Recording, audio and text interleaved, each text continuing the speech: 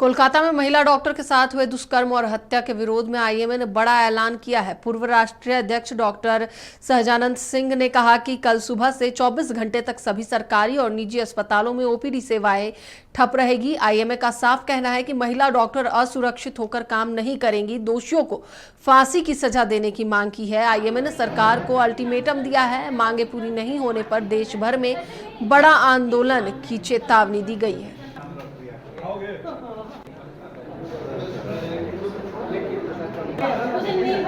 एक युवा post graduate doctor के साथ जिस तरह का काम किया गया है, बलात्कार किया गया है, बलात्कार के बाद उसमें मर्डर किया गया कि हम लोग घोषणा करते हैं।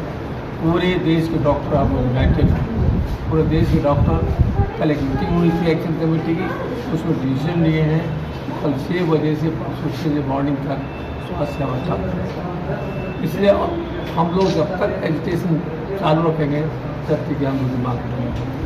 हम लोग चाहते हैं कि सेंट्रल एक्ट लागू हो। जो पैंडेमिक के समय में जो था प्रोविज़न था, उसको हम एंडेमिक सब दिन के लिए चाहते हैं वही प्रोविज़न लागू हो। उसमें केवल उसमें 7 साल का सज़ा का प्रावधान था, अब 10 साल सज़ा